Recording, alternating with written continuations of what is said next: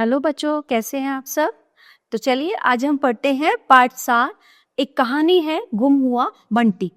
गुम होना मतलब खो जाना, गुम होना मतलब खो जाना। ठीक है। हर वर्ष अपहरण गोज की घटनाएं, अपहरण यानी कि किडनैपिंग। ठीक है, छोटे छोटे बच्चों को जैसे किडनैप करते हैं। हर साल अपहरण की बढ़ती घटनाएं हमें ये सोचने पर मजबूर कर रही हैं कि मानव अब मानवता को छोड़कर दानवता की ओर, मतलब वो मनुष्य न होकर एक राक्षस प्रवृत्ति का होता जा रहा है। इस कहानी में एक छोटे बच्चे के गुम हो जाने की घटना का वर्णन यहाँ पे किया गया है।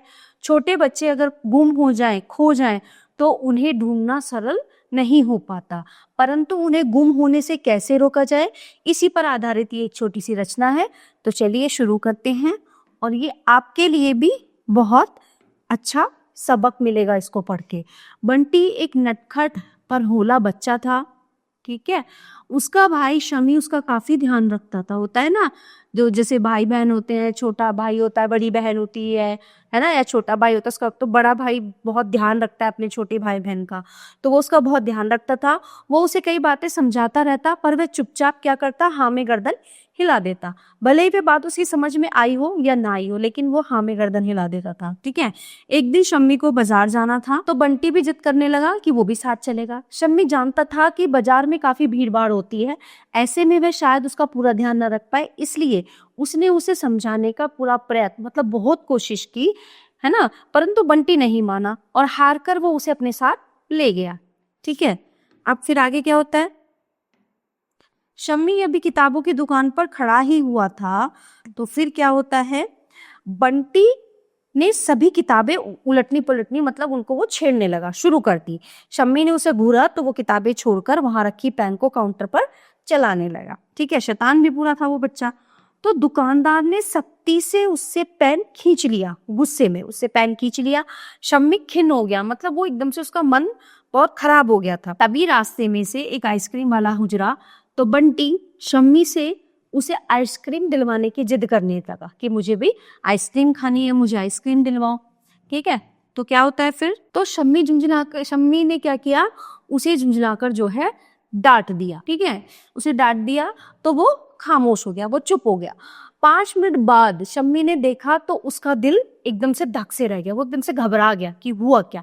बंटी कहीं नजर नहीं आ रहा था, कहाँ गया होगा, वो सोचकर शम्मी उस दिशा में भागा जहां से ठेले वाले की आवाज आई थी। पर अब वह न ठेले वाला था और न ही वहां पर बंटी था, बस कुछ आते जाते लोग उसे वहां पे दिख रहे थे। ठीक है। शम्मी ने 1-2 लोगों को बंटी के बारे में पूछा। ठीक है, बंटी के बारे में बताकर पूछा भी, परंतु किसी ने उसके बारे में कोई सूचना उसको नहीं दी। शम्मी की आंखों के आगे बंटी की सूरत घूमने लगी। कहीं कोई उसे पकड़कर, नहीं, मतलब वो सोच रहा था कि कहीं उसे पकड़कर ना ले गया हो, कोई उसको किडनैप नहीं करके ले गया हो। वह गुमशुदा लोगों के बारे में विज्ञापन पढ़ता सुनता रहता था, न्यूज़पेपर में भी और वैसे भी। ठीक है।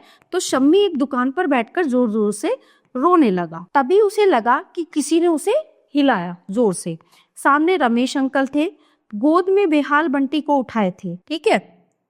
उन्होंने बताया कि यहाँ से काफी दूर उन्होंने बंटी को परेशान भटकते हुए देखा।